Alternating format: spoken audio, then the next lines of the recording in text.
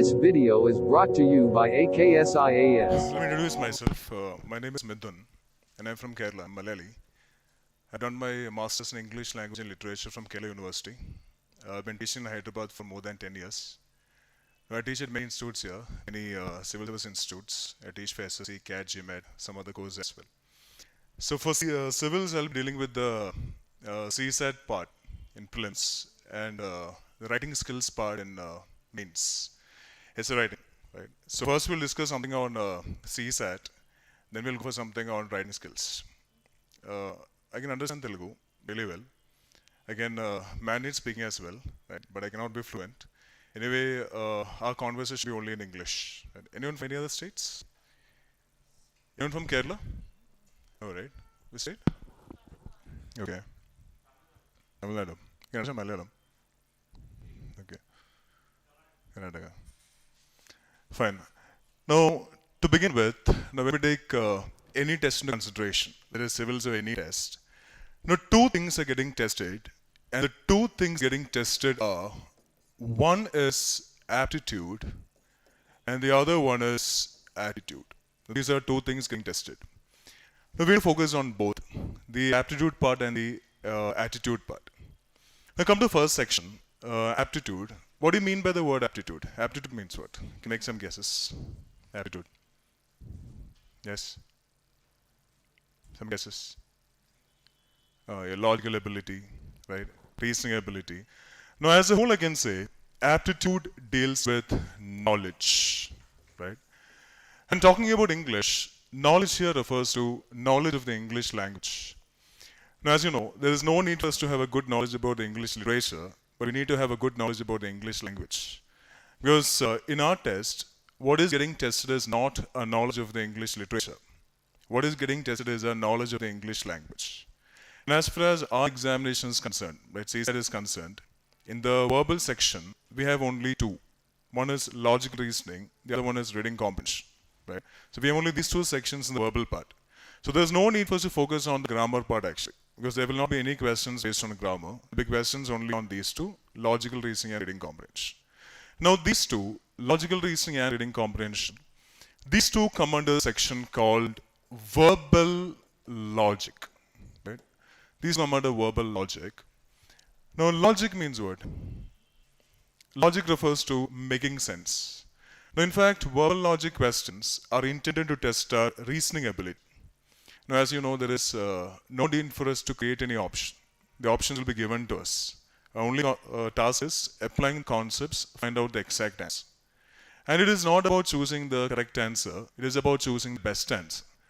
Because in some cases, there may be more than one correct answer. So among the correct answers, our task is to find out the best answer. And you always give a reason like a sentence or an option sounds correct, or an option sounds incorrect. We don't want that reason. Because an option that sounds correct may be incorrect. An option that sounds incorrect may be correct. So only task is going by the concepts. Now when you talk about reading comprehension, logical reasoning, now I tell you we will not go for any grammar topics in detail because there will not be any such question in examination. But some concepts in grammar will surely help us while approaching these two, logical reasoning and reading comprehension. So we'll discuss only those important concepts which will be helpful to us while approaching the verbal logic part, the verbal part of our examination. When we take a logical reasoning question or a reading comprehension question, the two things we need to focus on are, one is understanding the context. Understanding the context means the meaning of each and every sentence or each and every idea must be understood by us. That is understanding the context. The second thing is identifying the charge. Now identifying the charge in a sense whether a question or an idea carries a positive charge or a negative charge. So these are the two things that need to be focused on when approaching every type of verbal logic question. Now there are many concepts or strategies that help us understand the context. There are many strategies that help us identify the charge. So we'll discuss all those concepts in detail before we start with the exercise part. And as you know, knowing the concepts is not enough. You must be able to apply the concepts. So the application part we'll think about once we complete the concepts. Now, the way you eliminate options in the case of mathematics using the charge, the same way you can eliminate options in the case of English using the charge. When you take a question, you identify the charge of the question.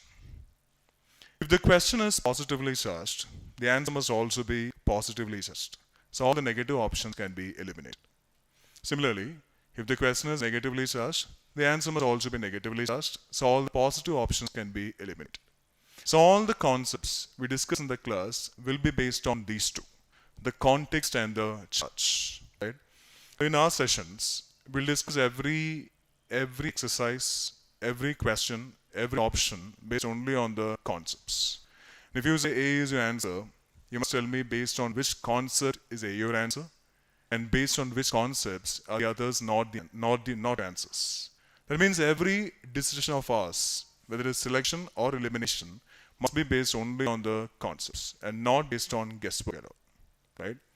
As you know, last year, in 2020, the answers to the questions were not explicit. The answers to the questions were implicit. Now we may come across short passages as well as long passages, right?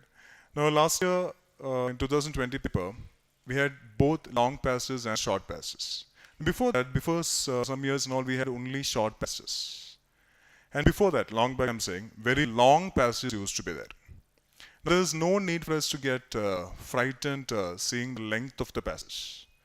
The length of the passage does not matter because the concepts remain the same or the approach remains the same. Now sometimes long passages are much easier than short passages. The answers may be very direct in the case of long passages. Whereas in the case of short passages, we may come across some confusing options, right? So you must be, even if you come across some confusing options, right? Or you may feel that two options are correct, maybe the correct answer to that particular question. So even though you come across two correct answers, your task is to find out the better option. And that too based only on the concepts. You need to have valid logical reason for selection as well as elimination. So I'll discuss the concepts regarding context and charge with examples. Now, as you know, whenever you learn a rule or a strategy, associate every rule or every strategy with an example. We may forget rules, but may not forget examples. So with the help of examples, we can easily recollect the rules. So we'll discuss every rule with an example, and we'll go for exercises based only on those concepts. Now here, there are some concepts by name double negation and redundancy. Double negation. This concept will surely help us eliminate options while approaching both logical reasoning and reading comprehension. Now the concepts of logical reasoning and reading comprehension are almost the same, right? Are almost the same. In the case of reading comprehension, we're going to focus mainly on 7 types of questions. Now every type has got its own approach. So when you take a question or when you come across a question, identify which type of question it is and then move accordingly. Right? I'll tell you all those types in detail once we complete the concepts and before we start with the exercises. In the case of logical reasoning, we're going to focus mainly on 9 types of questions. And those questions also have their own approach. Now in the case of logical reasoning, a short paragraph will be followed by one question. In the case of reading comprehension, a passage will be followed by 3 or 4 questions. That's the only difference actually. Everything depends on the way you understand which type of question it is and the approach you take. Now, double negation in a sense, when 2 negative terms come together, the meaning becomes positive. As you know, minus to minus is plus. Now, this concept helps us identify the charge of an idea. If I say antiseptic, antiseptic is a negative word or a positive word? Now, anti is a prefix. What is the prefix? How many alphabets in English? How many alphabets in English? That's a false belief actually. Now, since childhood you've been learning that there are 26 alphabets in English. No, that's a false belief. There's only one alphabet in English. Which is that? Which is the alphabet in English? Yes? Yeah? Sorry? E. So what about ABC? You know? No. Not, it's not a funny question actually. Now, there's only one alphabet in English. Now, A to Z are not termed as alphabets. A to Z are termed as letters. And the letters from A to Z are termed as the English alphabet. Now, all languages have only one alphabet. The rest are called letters. If I say, my name is Midun, Mithun, should I say there are 6 alphabets in my name? There are 6 letters in my name. Now, all those 26 letters together can be termed as the English alphabet. Right? Prefix, pre means, before. Right? The letters that come at the beginning of a word is termed as a prefix. Now, anti is a negative prefix, meaning against or opposite. Septic is a negative or a positive word. Wound becoming septic. A negative. So, anti is a negative prefix. Septic is a negative word. 2 negative terms coming together. Double negation. Antiseptic becomes a positive word. Now, anti-ragging, anti-corruption, anti-terrorism, anti-virus. All these are positively charged only because of double negation. Not impossible. Not impossible, negative, positive. Same thing. Not is negative. Impossible is also negative. 2 negative terms coming together. Double negation. Not impossible means possible, which is positive. Not bad, negative, positive. Same thing. But not bad means good, but not bad cannot be termed as that positive. Not bad means an okay kind of performance. An average performance is termed as not bad. Still it is positively charged because of double negation. Now this concept will surely help us in the case of both reading comprehension and logical reasoning. Now when you go for reading comprehension, as you know, some of us get tensed when we're not able to understand the whole passage. What I say is very simple. Don't try to understand the whole passage. Now, if you try to understand the whole passage, it becomes a waste of time. It becomes an utter waste of time. Because the questions that follow the passage will not be based on all the details given in the passage. That is for sure. So if you try to understand the whole passage, it becomes an utter waste of time. And while approaching questions on reading comprehension and logical reasoning, never go for any kind of general knowledge or imagination. Whatever general knowledge you have, you keep it with you only. You can use it in the GS part, not in the verbal part. So no imagination, no general knowledge. Even if the author says a blunder, you have no choice. Agree to whatever the author says. We need to just go for a reading of the passage in a light way. It means go through the passage very quickly, giving importance to some words. There are some words that can be termed as keywords. I'll give you the list of keywords, some indicators and all, some keywords. Focus only on those words while reading the passage. That means go through the passage very quickly. Now, even if you go through the passage very quickly, you will be able to understand what the passage is about. It's about history, geography, literature, politics. That you will be able to understand. There's the only thing you have to care about while reading the passage, not the understanding of the whole passage. Then move on to the questions. Every question will be dealing with a particular topic. Understand the topic of the question and go back to the exact part of the passage where the topic is mentioned. One topic will be mentioned only in one part of the passage, undoubtedly. One topic will not be mentioned more than one part, mentioned only in one part. So focus only on that part of the passage where the topic is mentioned. Just forget about the rest of the passage.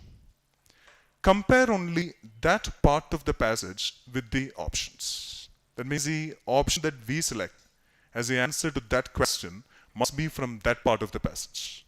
That means if you find any word or any detail in any option not given there in that part of the passage, without thinking much, just eliminate that option. That means all the concepts we discuss must be applied only on these two. That part of the passage, the topic is mentioned, and to the options, just forget about the rest of the passage. This is the approach we need to take in the case of reading comprehension.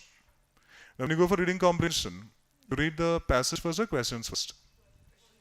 No, I always get this reply that you read the questions first and then move on to the passage. You can go for that method, questions first and then the passage, but this is termed as a last minute approach.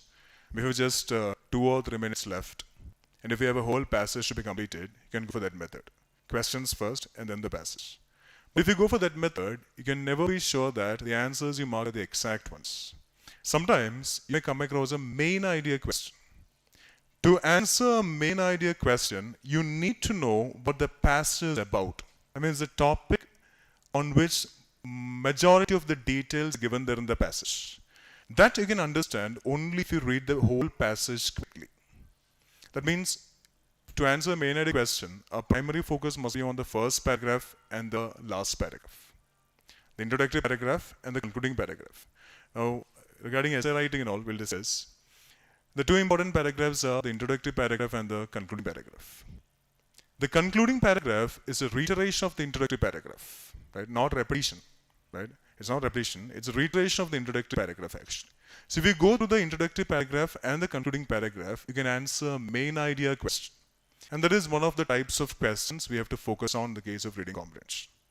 So it's always better that you go for a quick reading of the passage before you move on to the questions. As I told you, our task in the case of at the time of examination is to find out an option that is there in the passage, that is given there in the passage. The option that we select will undoubtedly be grammatically correct, because all the sentences gone for by the author in the passage will be grammatically fine. So there's no need for us to check for any grammatical mistake. The only thing is we need to answer according to the question. Sometimes more than one option may be correct as per the passage, but our task is to answer according to the question. And logic is all about making sense. In the case of reading comprehension, what you come across is most of the questions begin with the question word why. As you know, the question word why is for reason. I told you verbal logic questions are intended to test a reasoning ability. So most of the reading comprehension questions begin with the question word why. And why, a question starting with why is one of the 7 types we'll focus on when we start with the exercise part. Now if I ask you a simple logical question. I go for a sentence. You just tell me whether the option I give to that particular question can be agreed to or not. The option I give for a particular question can be agreed to or not.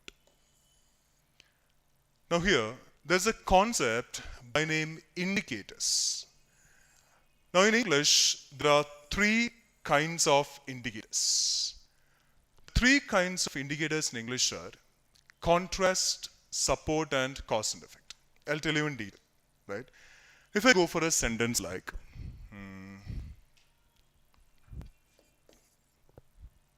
if I go for a statement like, beauty is present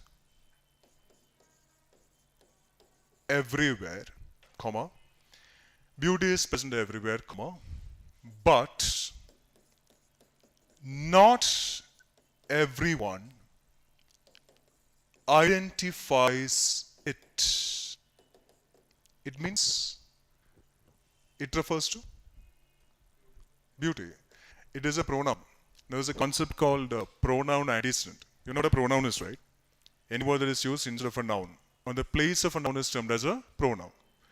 A singular pronoun can refer only to a singular noun. And a plural pronoun can refer only to a plural noun.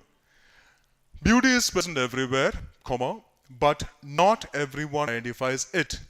It is a singular pronoun, referring to which noun here? Beauty. Beauty is singular or plural? Singular or plural? It is not singular, it is not plural. There's nothing like beauty is actually. Beauty is not singular, not plural. Beauty is uncountable. Like water. Water is uncountable. Knowledge is uncountable. Beauty is uncountable. Now, uncountable nouns always carry a singular verb and a singular pronoun. So it refers to beauty. Now I told you, never try to understand the whole passage, right?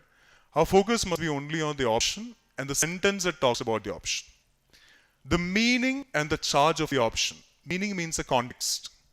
The meaning and the charge of the option must be the same as the meaning and the charge of the sentence that talks about the option. So we can select an option only if these two are satisfied. Only if the meaning and the charge are satisfied, we can select an option. If the charge is fine, but if the meaning is not, just eliminate that option. Fine? Now, you can take it as a logical reasoning question. In the case of logical reasoning, we may come across statement-based questions and paragraph-based questions. Statement-based question means a single sentence will be given, followed by question, like inferential question, assumption-based question. Paragraph-based reasoning means a short paragraph followed by a question. If it is statement-based reasoning or paragraph-based reasoning, the approach remains the same. You take it as a logical reasoning question, statement-based question. Right? The question is, this is a sentence given as a question. Now my question is, from this sentence, can you go for a conclusion like, some identify beauty? Can this conclusion be drawn from this sentence? Yes or no? Yes? Anyone saying no? Yes? I say no. That's why I said, what sounds correct may be incorrect, what sounds incorrect may be correct. The only thing is going by the concepts. As you know, guesswork will never help us. If you want to go for guesswork, there's no need for come and attend the session, or there's no need for me to come and give a session, right? So no guesswork, the only thing is going by the concepts. So we have no choice but to go by the concepts. I say, from this sentence, we cannot draw a conclusion like, some identify beauty. Now, in this sentence, we have two ideas. Beauty is present everywhere is one idea. Not everyone identifies it is the other idea, right? So we have two ideas in this sentence. You know what a conjunction is, right? What's a conjunction? What's a junction? A meeting place. A place where two or three roads or lines meet is called a junction. A conjunction is a word that connects two words or two ideas. We have two ideas in this sentence. And these two ideas are connected by the conjunction but. I term but as a contrast indicator. I'll give you the list of indicators, right? I term but as a contrast indicator. What do you mean by the word contrast? Contrast means what? Contra means what? Yes? A contradicting situation. Something that is opposite to another or against another. A contradicting situation means an opposing situation, right? Now, but is a contrast indicator. A contrast indicator always suggests a change in the charge, right? Change in the charge means from positive to negative or from negative to positive. That means a contrast indicator always tells us about a transition in the sentence, a shift or a change from one to the other. We have two ideas in this sentence. The first idea is beauty is present everywhere, negative or positive? Positive. Now we can identify the charge of an idea based on the words in the idea. If the author uses positive words, the charge will surely be positive. If the author uses negative words, same thing, the charge will surely be negative, right? So beauty is present everywhere. This idea is positively charged. And but is a contrast indicator which suggests transition. The first idea is positive, so second idea must be negative. So not everyone identifies it must be negative. So in the sentence given as a question, we have two ideas connected by but. The first idea is positive, the second idea is negative. Clear? I told you, identifying the charge will sure help us eliminate options.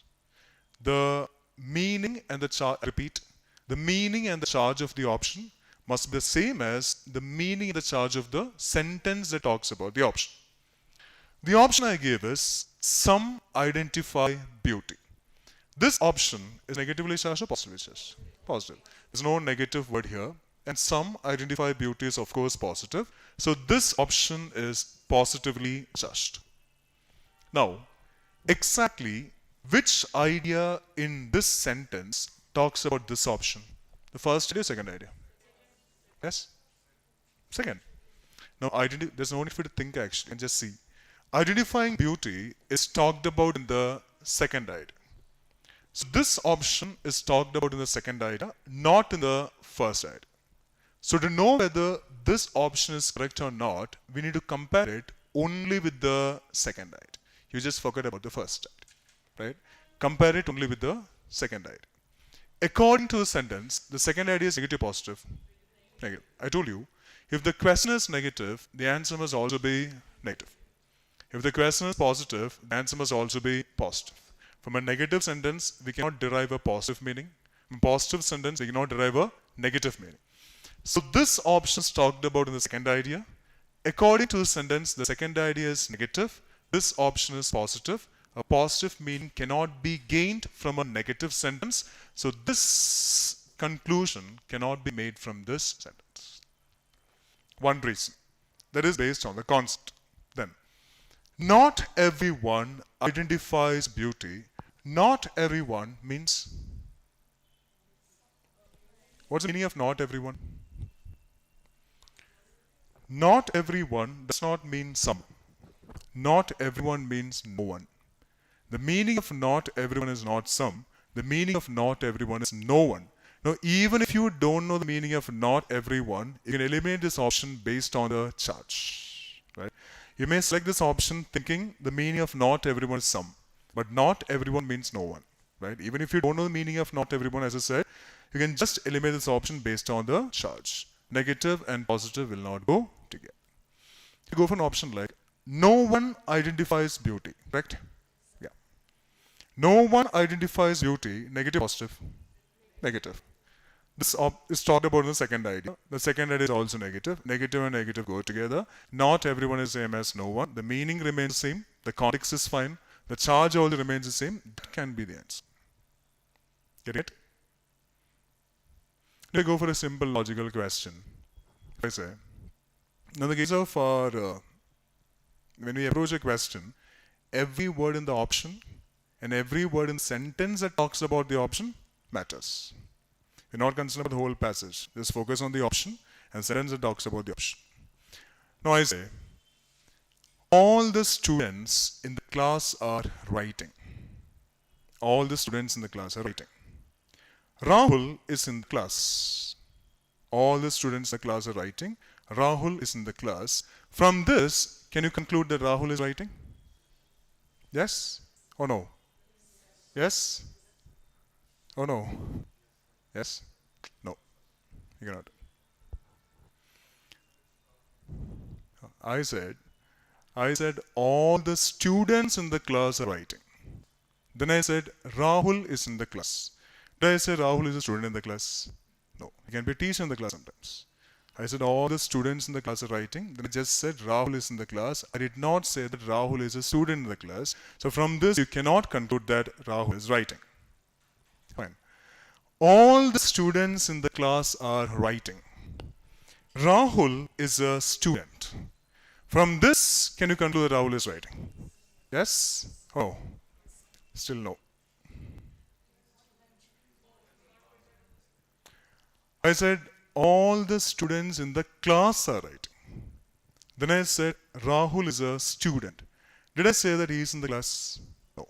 So he may not be in the class, sometimes we don't know. So from this also we cannot conclude that Rahul is writing. So every word in the question and the option or the sentence that talks about the option matters. All the students in the class are writing. Rahul is a student who is in the class. Fine, wait. All the students in the class are writing. Rahul is a student who is in a class. From this, can you conclude that Rahul is writing? Yes or no? Why not? You know the differentiation between the and a, right? The is a definite article. A is an indefinite article. I said all the students in the class are writing. The class means specific class. Then I said Rahul is a student who is in a class. A class means any class. So he may not be in that particular class. So from this also we cannot conclude that Rahul is writing. All the students in the class are writing. Specific class. Rahul is a student who is in that class. Fine. All the students in the class are writing. Rahul is a student who is in that class. From this, can you conclude that Rahul is writing? Yes or no? Yes? Now you can conclude. I said all the students in the class are writing. Specific class. Rahul is a student who is in that class. That class means which class? Now if a sentence says that girl, immediately before the sentence there will be or there must be a sentence containing mention about a girl. Only then we can say that girl. If a sentence says these boys, immediately before the sentence there must be a sentence containing mention about some boys. Only then we can say these boys. Similarly, if I say that class, immediately before it I gave a sentence. Immediately before it there will be a sentence containing mention about a class. And that class refers to that particular class. So Rahul is a student. I said all the students in the class are writing. Rahul is a student who is in that class. That class means the class where all the students are writing. And Rahul is in that class. As a student in that class, so what must he be doing now? He must also be writing. So every word in the sentence, the option, a sentence that talks about the option matter. Now you read the Hindu newspaper, right? You may come across some new words there. Now in the case of reading comprehension, logical reasoning, even if you don't have a good knowledge of the new words in the language, you may be able to get the answer with the help of contextual vocabulary. What do you mean by contextual vocabulary? I'm sorry. Contextual vocabulary means?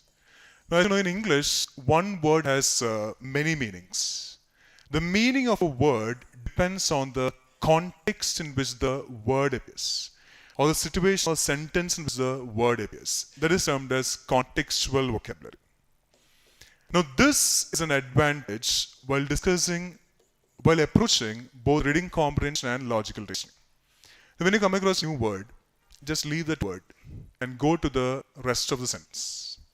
If you're able to understand the meaning of the sentence, you can make an educated guess, not just guess, an educated guess about what can be the meaning of that particular word or what can be the charge of that particular word.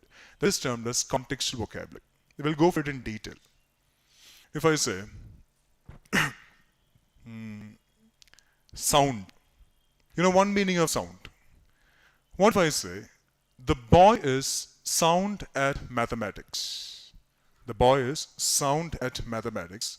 What can be the contextual meaning of sound here? Good. Some more words. Some more. Some more words. Good. Give some synonyms. Good. Yes. Better is a comparative degree of good, actually. Brilliant, excellent, perfect, sharp, knowledgeable. All these words fit the context. So one word has many meanings. If I say romance, does the word romance mean the love affair between a boy and a girl? Is a love affair between a boy and a girl termed as romance or not? Yes or no? How many say yes? How many say no? How many don't know? There's nothing wrong if you say you don't know. The love affair between a boy and a girl is termed as romance or not? Yes, it's of course romance. If I say, and I told you logic is all about making sense. Now while writing also the same thing, the sentences you frame must make sense actually. If I say, I am in romance with this marker. I'm in romance with this marker. Am I going to marry the marker? No. Makes sense or not? I'm in romance with this marker. Makes sense? Or no? Of course it makes sense. I'm in romance with my mobile phone. Makes sense. I'm in romance with nature. Makes sense. Now, extreme liking towards anything can be termed as romance. And love affair between a boy and a girl is only one of the meanings of romance. If I say I'm in romance with this marker, that means I like this marker very much. I'm a nature lover. I'm in romance with nature. You might have heard of romantic poets. Who are romantic poets? Are they people who had a love affair before? No. Then they might have, but we don't know. Romantic poets are those who identify or realize the beauty in every object that they see. If they see a table or a desk or a chair, they identify the beauty in that. They realize the beauty in that. They appreciate the beauty in that. and they describe the beauty in their poems. They are termed as romantic poets. So one word has many meanings. If I say toilet, he is in the toilet. He is in the toilet. Does it mean that he is in the washroom? He is in the toilet. Does it mean that he is in the washroom or not? Not necessarily. Because toilet is any private room.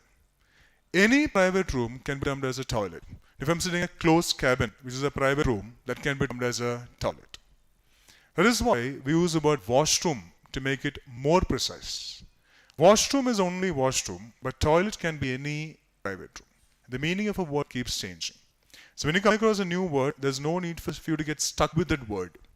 Just leave that word, move on to the rest of the sentence. From the rest of the sentence, or from the whole sentence, you can make some guess about the meaning and charge of that particular new word. Now sometimes there may be a contextual vocabulary question.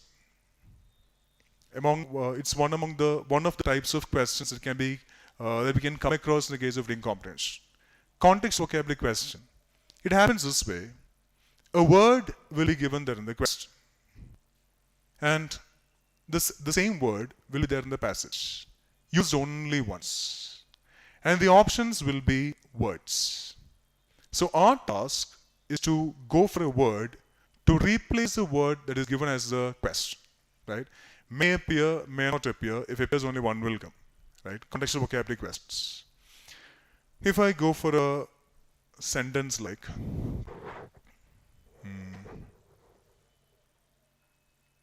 if I say, just listen to my sentence.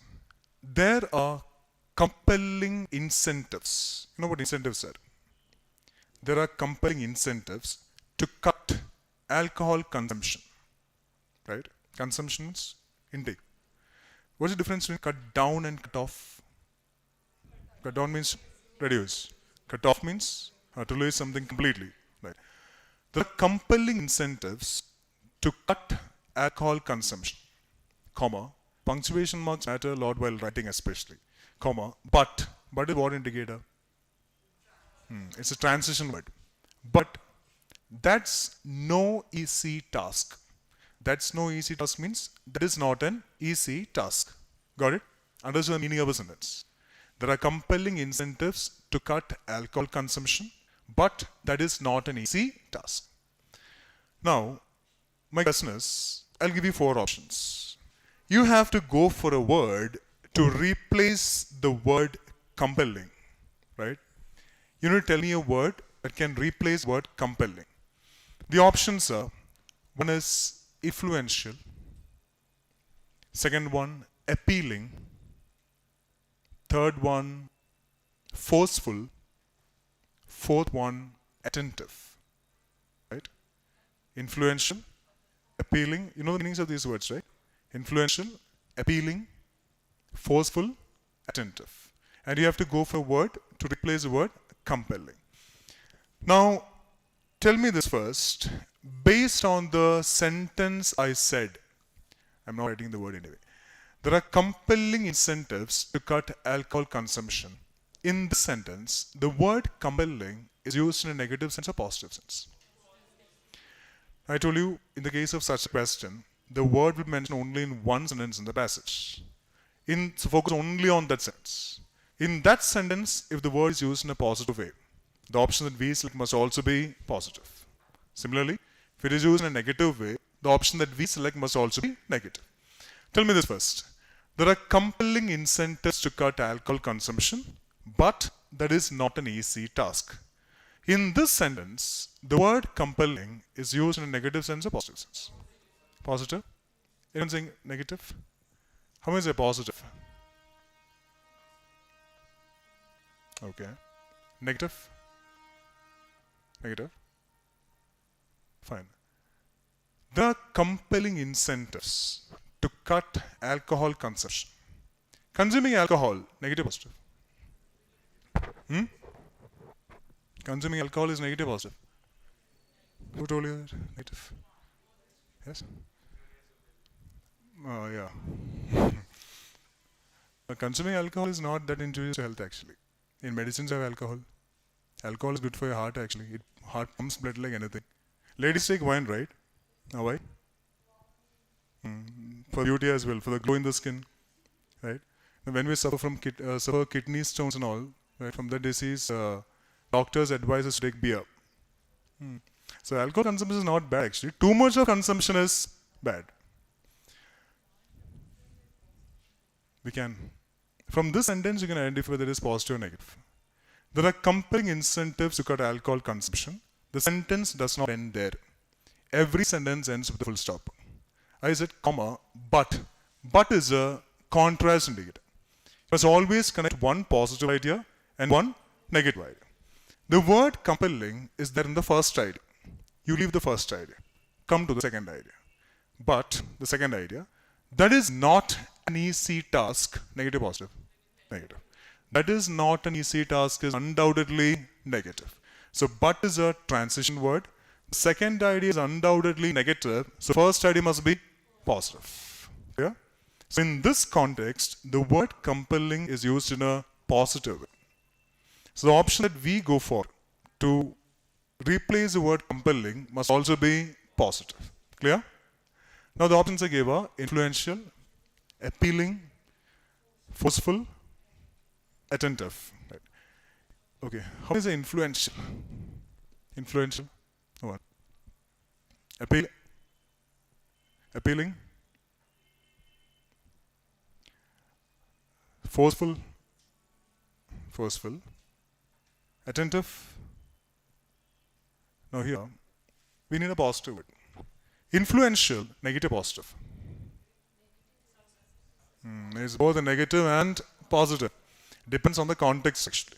There can be negative influence as well as a positive influence. So can be negative, can be positive. Right.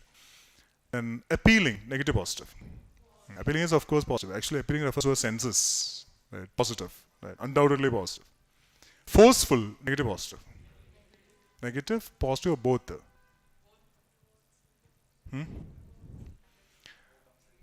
If I say, he has given her a forceful slap, negative, positive. Negative. And if she deserves it, it's positive.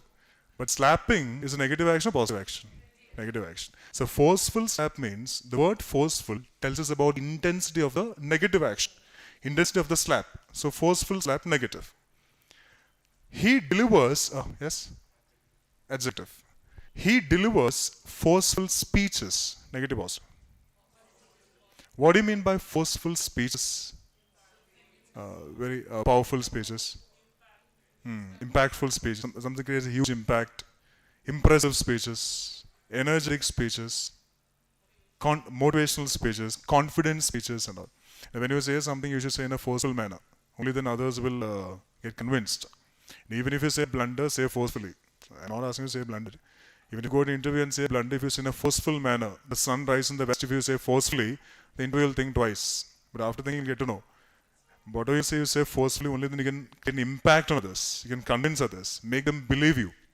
So forceful speech is, of course, positive. So word forceful also can be both negative and positive. Depends on the context. Attentive, negative, positive. Of course, positive. Right. I told you, every option that we go for must make sense. We are asked to go for a word to replace the word compelling. I said compelling incentives. You know what incentives are? I should not say attentive incentives. Incentives cannot be attentive. We can be attentive. Incentives cannot be attentive, so that does not make much sense. Eliminate it. Now we have three options. Influential, appealing, forceful. Right. Come to influential. There are influential incentives to cut alcohol consumption. Make sense or not?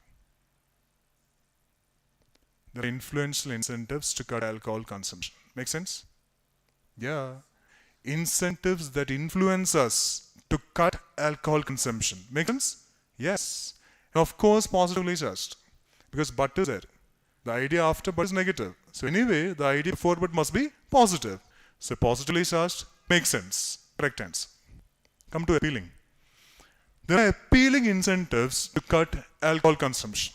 That means incentives that appeal to us to cut alcohol consumption. Make sense? Yes. Positively charged. But is there. Correct answer.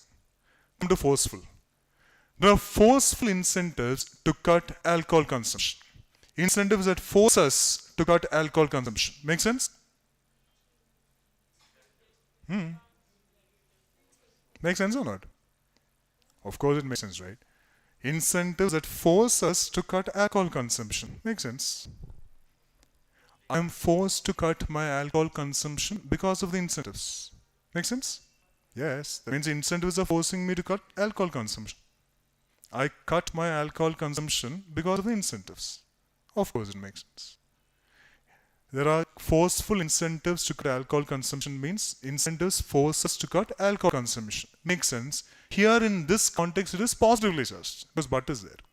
The idea after but is anyway negative. So idea before but must be positive.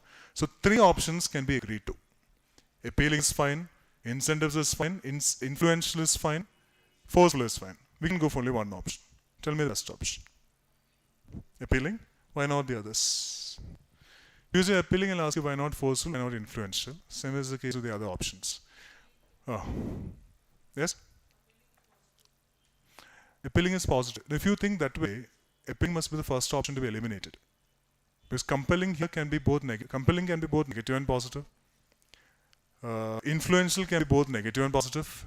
Forceful also can be both negative and positive. So if you think that way, appealing must be the first option to be eliminated.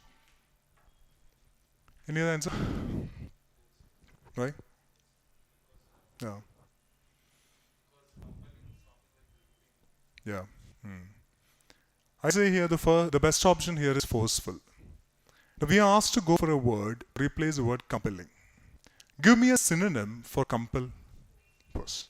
The synonym of compel cannot be influence. The synonym of compel cannot be attentive, cannot be appealing. Can the synonym of compel be force? Yes. So the best option here must be forceful. In the case of such a question, go for the synonym and find out the best option. So every type of question has got its own approach. So as I told you, when you take a question, understand which type it is and then move accordingly. Now these indicators, the topic indicators is just one of the many concepts we have in the case of both reading comprehension and logical reasoning. So we'll go very slowly with the concepts first. I'll give you an example based on every concept. Then we'll discuss the types of questions. Then we'll start doing the exercises. And repeat, in the sessions, we'll discuss every question, every option based only on the concepts. We'll do some questions together. I'll tell you how to eliminate options, select options. Then you should try on your own. We'll discuss in the class. Right? Any doubt? Fine. So this much is fine in the case of for introductory session to see that. Right? The rest we'll discuss when we move on to the sessions in detail, the topics in detail. Fine. Right. Thank you. We'll take a 5-minute break.